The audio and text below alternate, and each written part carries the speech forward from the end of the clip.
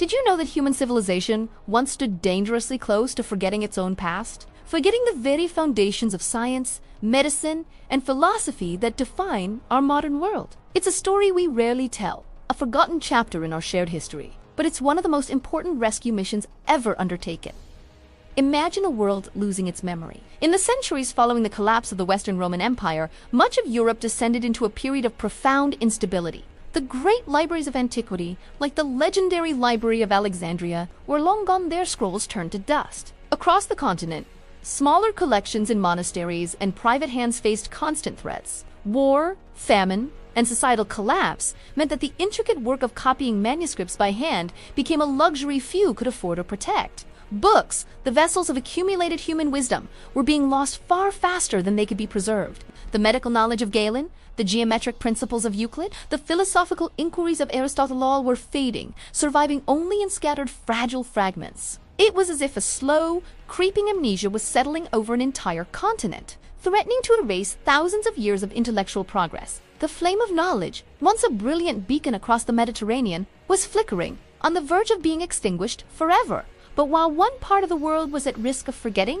something truly extraordinary was unfolding thousands of miles to the east. In the heart of the burgeoning Abbasid Caliphate, a new city was rising from the plains of Mesopotamia. Baghdad, founded in the 8th century, it was designed to be the center of the world. And at its heart, a group of visionary caliphs and scholars embarked on what can only be described as the greatest intellectual rescue mission in history. They looked out at the world, saw the flickering embers of ancient wisdom, and decided not to let them die out. Instead, they would gather them, protect them, and reignite them into a blaze of discovery that would ultimately light the way for future generations. This ambitious project became known as the Beit al-Hikmah, or the House of Wisdom. But the House of Wisdom wasn't just a single grand library or a monolithic building. It was an idea brought to life. It was a state-sponsored, systematic effort to find, acquire, and translate the entire corpus of human knowledge into a single language. Arabic. Caliphs like Ulman sent emissaries across the known world to the crumbling cities of the Byzantine Empire, to remote monasteries, to the trading hubs of Persia and India. Their mission was to hunt for books, not for conquest, but for preservation. They sought out texts on every conceivable subject. Greek philosophy from Plato and Aristotle, Roman engineering and medical texts from physicians like Galen, Indian breakthroughs in mathematics, including the revolutionary concept of zero and the decimal system, Persian astronomical charts and literary epics. Agents of the Caliph would pay fortunes for a single rare manuscript. It's said that some texts were considered more valuable than their weight in gold. Once these precious books arrived in Baghdad, the real work began. Inside the halls of the House of Wisdom, a massive translation movement was underway. Scholars worked tirelessly, translating texts line by line from Greek, Syriac, Persian, and Sanskrit into Arabic. But this was not simple, mechanical copying. The scholars of Baghdad were not just passive librarians. They were active participants in a vibrant intellectual conversation spanning centuries and continents.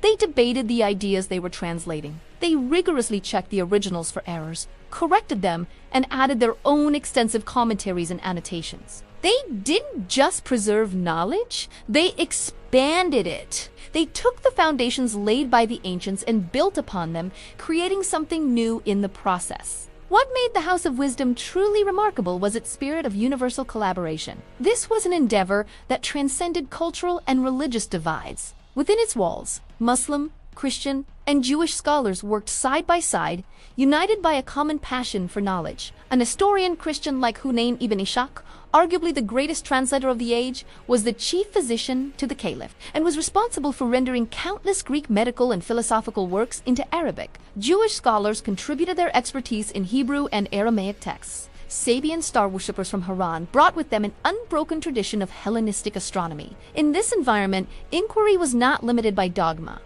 It was fueled by pure curiosity. The focus was on the idea, not the identity of the person who wrote it. This intellectual ferment led to staggering breakthroughs. The mathematician Al-Khwarizmi, building on Indian and Greek concepts, synthesized them to create a new discipline he called Algebra, which we now know as Algebra. His work introduced Hindu-Arabic numerals to the world, the very numbers we use today. In medicine, scholars like Arazi and Ibn Sina didn't just translate Hippocrates and Galileo, they conducted their own clinical observations, compiled vast medical encyclopedias that became standard textbooks for centuries, and pioneered new techniques in surgery and pharmacology. In the observatories of Baghdad, astronomers like the Banu Musa brothers refined Ptolemy's models of the cosmos, building sophisticated instruments to map the heavens with a precision unseen before. They calculated the circumference of the Earth with remarkable accuracy and created star charts that were used by navigators for generations. It was a golden age of science, philosophy, and art,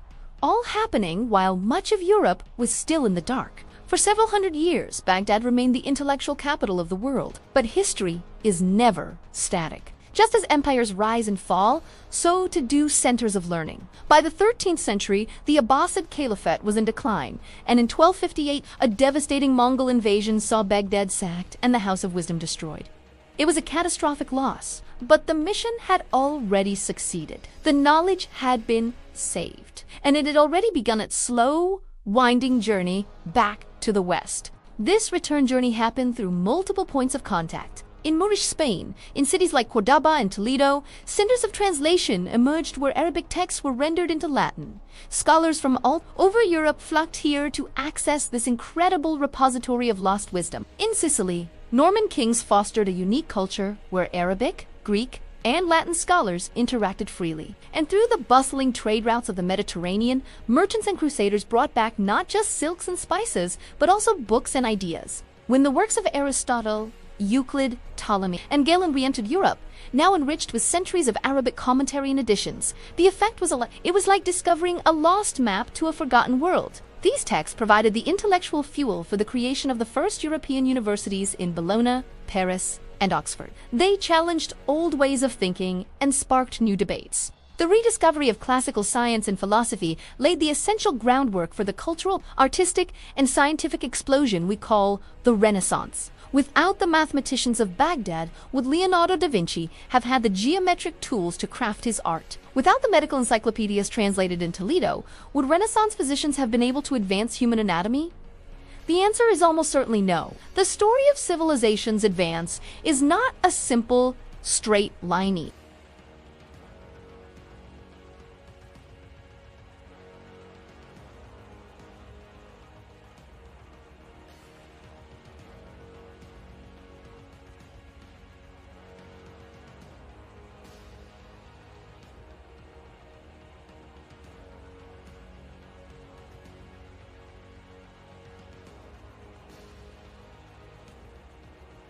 They saved the future.